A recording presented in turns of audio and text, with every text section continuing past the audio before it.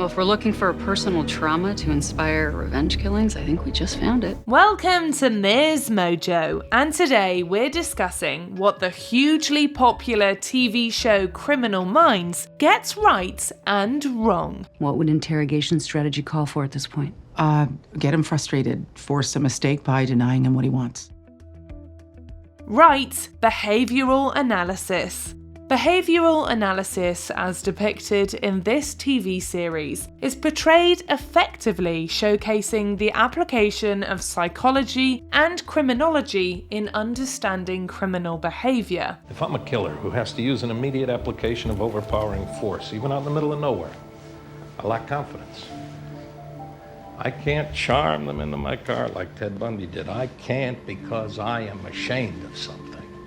Viewers witness the process of analysing crime scenes, victimology, and offender behaviour to create profiles aiding investigations. By delving into the psyche of criminals, the team anticipates their next moves and motives, often leading to successful resolutions. You think I'm stupid? I think you're an absolute moron. I know all about you, Tim.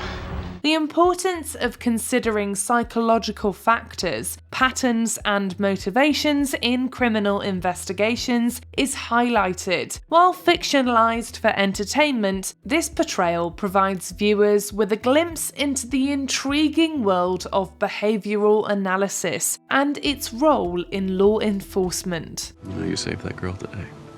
You can feel good about that. It is good. It's a good thing. Wrong timeline of investigations. One notable departure from reality in Criminal Minds lies in its portrayal of the timeline of investigations. My daughter and her 2 friends, they've been missing for 5 days, and I know someone took them, but no one will believe me. Missing? Throughout the series, cases are frequently resolved with remarkable speed, often unfolding over just a few days or even hours. While this condensed timeline serves the narrative's dramatic pacing, it diverges significantly from the typical protracted nature of genuine criminal investigations. The person responsible spent considerable time and energy planning the abduction. He did not do all this work to simply kill the girls once he had them, otherwise he would have done it at the Chambers house. In reality, the process of gathering evidence, conducting interviews, analysing forensic data, and building a solid case can be painstaking and time-consuming, often spanning weeks, months, or even years. By compressing the investigative timeline for the sake of storytelling expediency, the show sacrifices some realism, presenting a skewed portrayal of the complexities involved in solving criminal cases. You get him out of here. Right, profiling process. Criminal Minds excels in its depiction of the practical application of profiling techniques. Masks often represent a state of mind. This one's blank, expressionless, doesn't really coincide with anger. Reed, it's hard to imagine he did this out of anything less than rage. It offers an in-depth look at how skilled investigators integrate a variety of data points into actionable profiles, including the collection of physical evidence, witness statements, and the historical behaviour of similar offenders. A key strength of the show is its portrayal of the iterative nature of profiling, where initial profiles are often refined as new information becomes available. We got anything? Agent Rossi pointed out that since the victims are weighted down, it suggests the unsub didn't want them found, which suggests some sort of connection between them.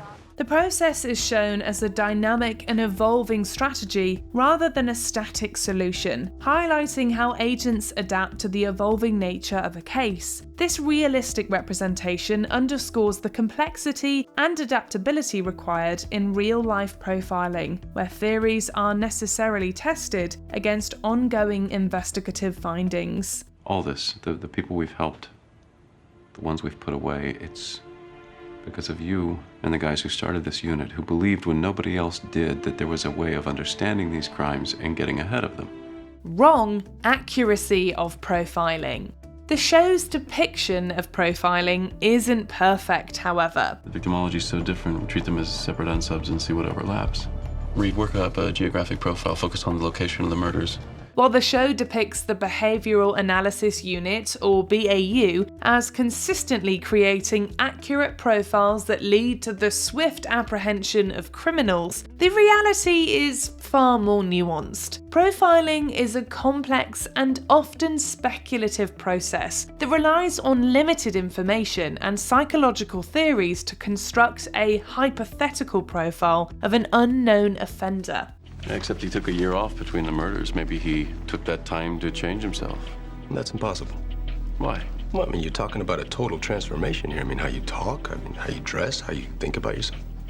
Difficult, maybe not impossible. In real life, profilers do not always accurately predict offender characteristics or behaviour, and the effectiveness of profiling varies widely depending on the case and the expertise of the profiler. Additionally, the show may oversimplify the process of profiling for dramatic effect, failing to capture the uncertainty and limitations inherent in this investigative technique. Is this the one that if you stare at it long enough, you see the image of a swan? I'm just wondering if we missed anything. Therefore, while profiling can be a valuable tool in criminal investigations, its portrayal in Criminal Minds may exaggerate its reliability and effectiveness. Right, mental health issues. A wide variety of mental health issues are thoughtfully examined in the show, offering a nuanced perspective on the intricate relationship between psychological well-being and criminal behaviour. I mean, an unsub this bold could be suffering from a major psychotic break. I already asked Detective Moreland to pull recent releases on prisons and mental hospitals. Throughout the series, a range of conditions, including anxiety, trauma, and personality disorders, are explored, illustrating how these factors can influence individuals to engage in criminal acts. Spree killers have lost control by the time they begin. They're always male. If they don't fall in the school shooter category, they're older, 40s to 50s, socially isolated. The stressor is usually the dissolution of their last social outlet. Through complex characterizations and compelling storylines, viewers are invited to contemplate the multifaceted nature of mental health within the context of law enforcement and criminal justice. While dramatized for entertainment purposes, the portrayal encourages a deeper understanding of the challenges surrounding mental health in society and its impact on criminal behavior. While this unsub will never set an actual fire, he has the same psychosis as one who does. Our unsub fits that model. His locations have been pillars of the community. The victims he picks aren't as important as the effect of killing them outside of your favorite restaurant or place of worship. Wrong, frequency of extreme crimes. Criminal Minds is not accurate in its depiction of the frequency of extreme crimes. He enjoys it. Now that he's gotten a taste for humans, he's gonna need another fix soon. The series predominantly focuses on cases involving serial killers, mass murderers, and other exceptionally violent offenders. While these types of crimes certainly occur, they are relatively rare in comparison to more common offences like burglary, theft, and assault. He thought this one through. Guys, what if we're dealing with a team? If there are two of them, they're feeding off each other. This could turn into a spree real soon. By primarily showcasing extreme and sensationalized criminal acts, the show may inadvertently create a distorted perception of crime prevalence among viewers. In reality, law enforcement agencies primarily deal with a wide spectrum of offences, with extreme crimes being the exception rather than the norm. That attack happened months ago, so they've known each other at least that long. Thus, while these cases make for gripping television, they may not accurately reflect the typical workload or priorities of real-life law enforcement professionals. Right, police procedures.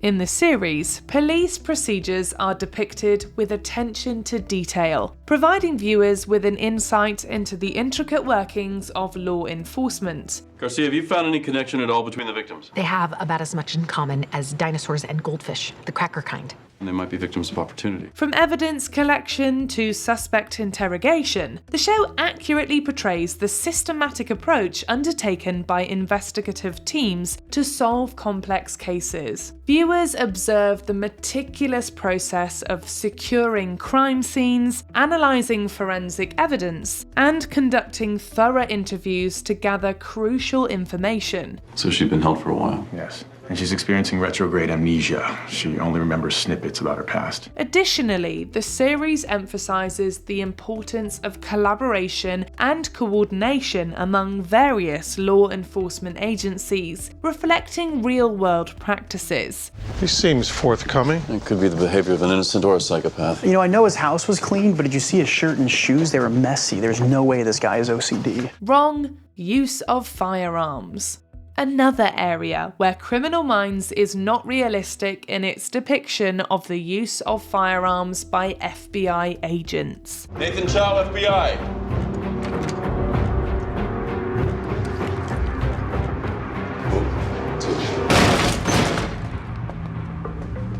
Clear. Throughout the series, agents are frequently shown carrying and using firearms in various situations, including interviews, surveillance, and even while pursuing suspects. While it's true that FBI agents are trained in firearms use and may carry weapons for self-defense, the frequency and context in which firearms are portrayed in the show may not accurately reflect real-life protocols and practices. This is the FBI, open up! Oh my god. Oh my god. Open the door, Jane! No, he was right. In reality, the use of firearms by law enforcement officers is heavily regulated and governed by strict protocols and guidelines. Agents are trained to use lethal force only as a last resort, and in situations where there is an imminent threat to life, including their own or that of others.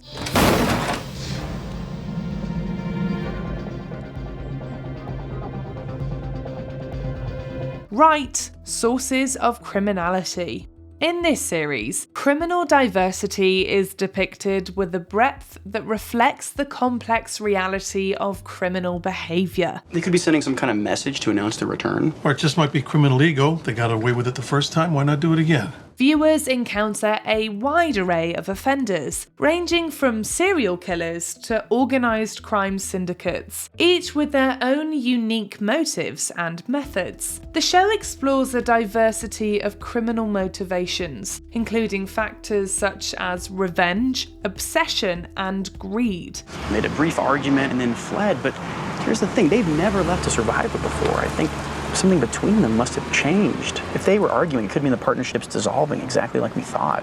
Through its portrayal of various criminal cases, the series highlights the multifaceted nature of criminality, challenging stereotypes and offering a more nuanced understanding of the motivations behind illegal activities. The representation of criminal diversity in the series serves to underscore the complexity of the human psyche and the diverse factors that can drive individuals to commit crimes. Why switch directions and risk coming all the way back here? He's strung out and believes that boy Cole is his son. He's capable of anything.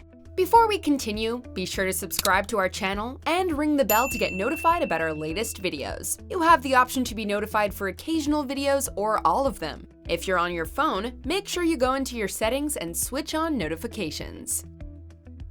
Wrong. Personal involvement of agents. The show's portrayal of the personal involvement of FBI agents in cases is exaggerated. This case is in my hands now, and if we do nothing and something happens to her, I'll be the one notifying her family. Throughout the series, the agents often become deeply emotionally invested in the cases they investigate, sometimes to the point of risking their own well-being or bending professional boundaries. While this heightened level of personal involvement adds drama and depth to the storytelling, it may not accurately reflect the detachment and objectivity that real-life law enforcement professionals are expected to maintain. Right now, I don't care about limited resources. I cannot make that same mistake again. In reality, FBI agents are trained to maintain a degree of emotional distance from the cases they work on, recognizing that personal biases or attachments can compromise their ability to make sound judgments and decisions. While agents may develop empathy for victims and a strong sense of commitment to solving cases, they are also mindful of the need to maintain professional boundaries and prioritize their own mental and emotional well-being. Carrie's gonna be okay. I know. Okay, then, what is it? Because you've been a little off. Really, I'm tired. Okay. Well, go home. Get some sleep. What do you think Criminal Minds gets right or wrong? Let us know in the comments. It's a long shot that she's going to see anything helpful. We work it like any other case.